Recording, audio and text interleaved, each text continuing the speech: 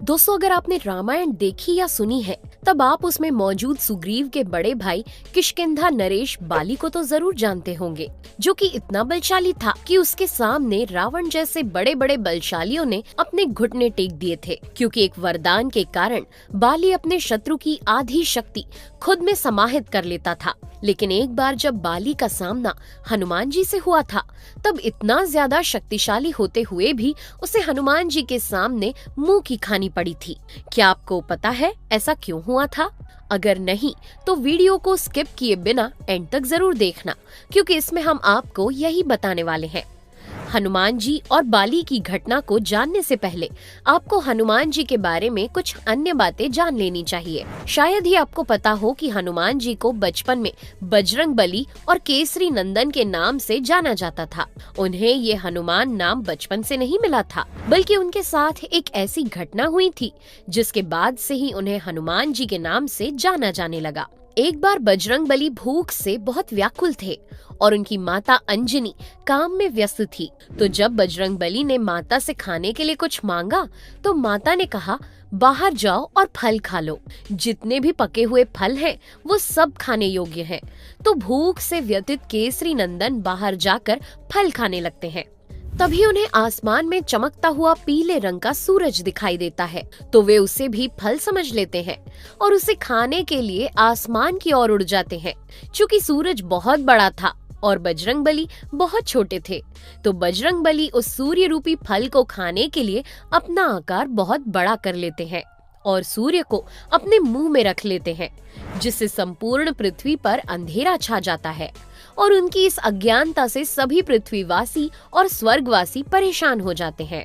इस समस्या का समाधान करने के लिए सभी देव इंद्रदेव के पास पहुंचते हैं और बजरंग बली की शैतानी से अवगत कराते हैं, जिससे इंद्रदेव को क्रोध आ जाता है और वो अपने वज्र से हनुमान जी की ठोड़ी पर प्रहार करते हैं। इस प्रहार से बजरंग बली बेहोश हो जाते हैं और उनके जबड़े को चोट लग जाती है। जैसे ही ये बात पवन देव को पता चलती है, वैसे ही पवन देव इंद्रदेव को हनुमान जी की वास्तविक शक्तियों के बारे में बताते हैं, जिससे इंद्रदेव अपनी भूल के लिए पवन देव से क्षमा मांगते हैं और हनुमान जी को फिर से होश में लाते हैं। दोस्तों, बजरंग बली की हनु अर्थात ठोड़ी में चोट लगने से वो मान अर्थात विरूपित हो जाती है।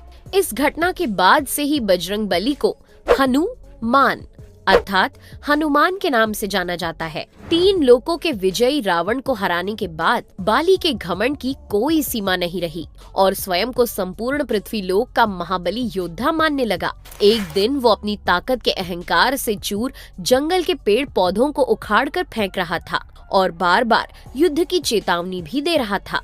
वो पूरे हरे भरे वृक्षों को नष्ट कर रहा था, साथ ही जल सरोवरों में भरे अमृत के समान जल को भी गंदा कर रहा था और इसी के साथ बोलते जा रहा था, है कोई जो बाली से युद्ध करने की हिम्मत रखता है? है कोई जिसने अपनी माँ का दूध पिया हो? कोई है ऐसा जो बाली से युद्ध करके बाली को हरा दे? अब किस्मत कहे या ईश्वर की लीला, संयोग से उसी वन में हनुमान जी श्री राम नाम का जाप करते हुए तपस्या कर रहे थे और बाली के इस तरह आवाज करने और हुड़दंग मचाने से उनकी तपस्या में विघ्न पड़ने लगा।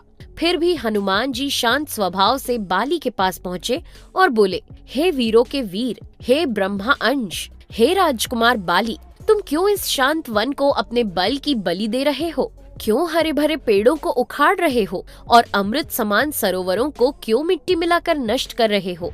इससे तुम्हें क्या मिलेगा, जबकि तुम्हें पता भी है कि ब्रह्मा जी के वरदान फल स्वरूप कोई तुम्हें वैसे भी युद्ध में नहीं हरा सकता। इसलिए हे राजकुमार, अपने बल के घमंड को शांत करो और राम नाम का जाप करो।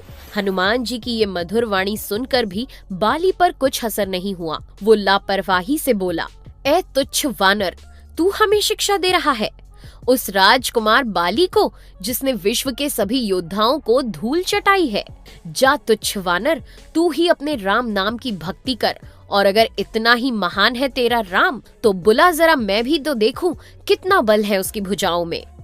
हनुमान अपने आराध्य राम के बारे में इतने कड़वे वचन सुनकर बहुत क्रोधित हो जाते हैं और कहते हैं, मेरे आराध्य को हराने से पहले उनके इस तुच्छ सेवक को हरा के तो दिखा। फिर बाली उन्हें अगले दिन नगर के बीचों बीच युद्ध की चेतावनी देता है, जिसे हनुमान जी मान लेते हैं। फिर अगले दिन जब हनुमान जी बाली से युद्ध करने अपने घर से निकलने ही वाले होते हैं, तभी उनके सामने ब्रह्मा जी प्रकट होते हैं और हनुमान जी को बाली से युद्ध करने के लिए मना करते हैं।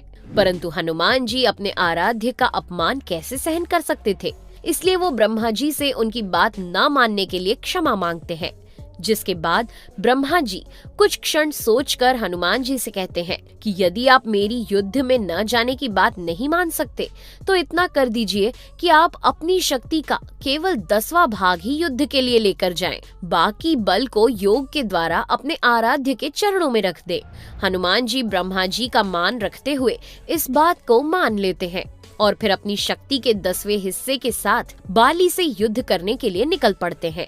दोस्तों, उधर बाली और हनुमान जी इन दोनों महायोद्धाओं के युद्ध को देखने के लिए पूरे नगर की भीड़ जमा होती है और बीच अखाड़े में बाली खड़ा होकर हनुमान जी को युद्ध के लिए ललकार रहा होता है। फिर जैसे ही हनुमान जी बाली के सामने युद्ध करने के लिए आते हैं, तो बाली के शरीर में बहुत से बदलाव होने लगते हैं, क्योंकि हनुमान जी की आधी शक्ति बाली में समा जाती है। बाली का पूरा शरीर ताकत से फूलने लगता है और उसे अपने शरीर में एक अलग ही तेज महसूस होता है। उसे लगने लगता है कि उसके शरीर की नसें फटने वाली हैं और कुछ क्षण बाद ही उसके शरीर से खून निकलने लगेगा। ये सब इतने अचानक होता है कि बाली कुछ समझ ही नहीं पाता। तभी अचानक से वहाँ ब्रह्मा जी प्रकट होते हैं और कहते हैं, हे पुत्र, अपने प्राण बचाना चाहते हो तो यहाँ से जितना हो सके उतने दूर चले जाओ। फिर करीब 100 मील से ज्यादा दौड़ने के बाद बाली को अपना शरीर कुछ हल्का लगता है और वो वहीं आराम करने लगता है। तभी वहाँ ब्रह्मा जी प्रकट होते हैं तो बाली उनसे पूछता है कि ये सब क्या है।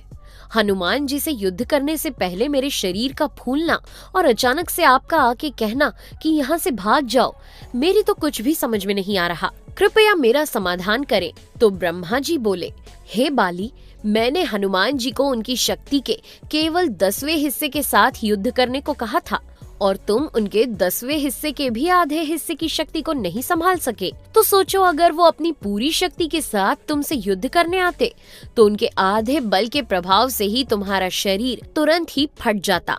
ये सब सुनकर बाली को हनुमान जी की शक्ति का आभास हुआ और उसके सर्वशक्तिमान होने का घमंड भी चूर चूर हो गया।